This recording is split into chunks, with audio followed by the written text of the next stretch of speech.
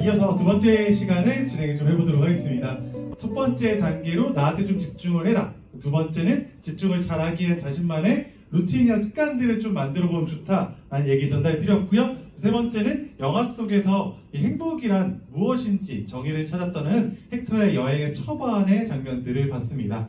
자, 그럼 여행을 떠난 헥터는 많은 사람들 속에서 어떤 행복의 정의를 찾아왔는지 지금부터 두 번째 장면을 보도록 하겠습니다. 두 번째 장면은 행복의 정의의 파트고요. 헥터는 여행을 떠나게 되는데요. 오늘 보여드린 장면은 제일 아름다운 도시죠. 눈 덮인 티벳 사원. 승려들은 과연 어떤 행복을 원하는지, 두 번째, 비행기 안에서 만난 흑인 여성은 과연 어떤 걸 행복의 정의라고 느끼는지를 한번 확인해 보도록 하겠습니다.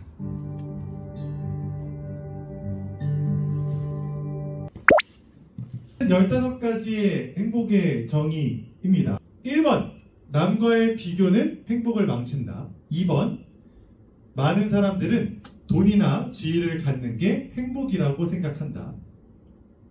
3번, 많은 사람들은 행복이 미래에 있다고 생각한다. 4번, 때때로 진실을 모르는 게 행복일 수도 있다. 5번, 불행을 피하는 것이 행복의 길은 아니다.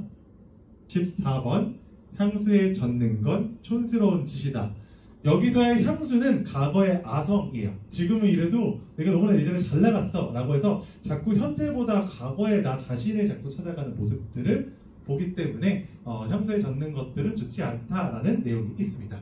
자, 1번부터 14번까지 하나만 선택해 보신다면 어떤 것들이 될지 마음속으로 제가 한 30초 정도 드리겠습니다. 3번, 행복은 미래에 있다고 생각한다. 자, 이거에 관련된 제 사례가 하나가 있는데, 제가 이제 여행을 상당히 좋아하는 편이에요. 일본의 후쿠오카에 가면은 이제 다자유 텐만구라는 신사가 하나가 있는데, 거기가 어떤 신사냐면은 공부의 신이 있었던 곳이라서 수능시험 같이 중요한 시험이 있을 때 부모님들이 와서 그 소동상을 엄청 만지고 가요. 그래서 어디를 만지면은 두뇌가 총명해진다라는 동상이 있는데, 그 동상을 가기까지에 건너야 되는 다리가 있어요. 그 다리가 총 3개가 있습니다. 첫 번째, 두 번째, 세 번째 다리를 건널 때까지 규칙이 하나가 있어요. 어떤 규칙이냐면 절대 뒤를 돌아보지 말라는 규칙이 있어요.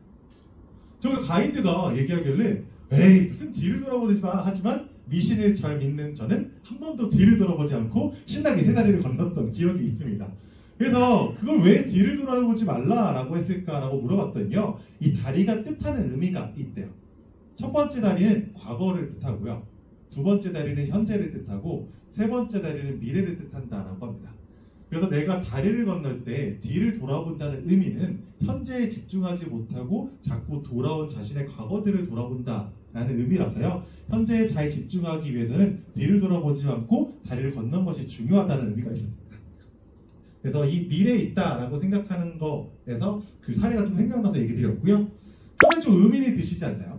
제가 영화 처음에 영화에서는 행복의 정의가 몇 가지가 나온다고 얘기 드리지 않으시나요? 총 16가지가 나온다고 얘기 드렸어요. 근데 제가 준비한 행복의 정의는 총 15가지입니다. 그럼 나머지 하나는 어디 있을까요? 바로 영화 속 헥터가 마지막으로 자신의 행복의 정의를 찾게 되고 그게 행복의 종이 16번째를 차지하게 됩니다.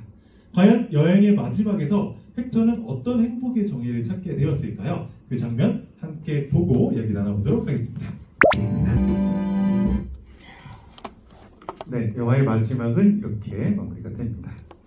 자, 헥터가 여행을 통해서 찾은 마지막 행복의 정의는 함께 보도록 할까요? 자, 이건 다 함께 한 번만 읽어볼까요? 자, 하나, 둘, 셋. 행복은 우리 모두의 의무이다. 입니다.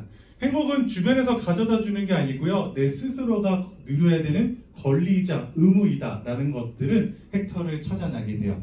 그래서 이 행복의 정의를 찾은 헥터는 일상생활로 돌아와서 다시 자신만의 행복한 삶을 찾아가기 시작하죠. 왜냐? 내가 왜 행복해야 되는지를 알기 때문이죠. 빅터 프랭클이라는 사람이 로봇 테라피에서 이런 얘기가 있습니다.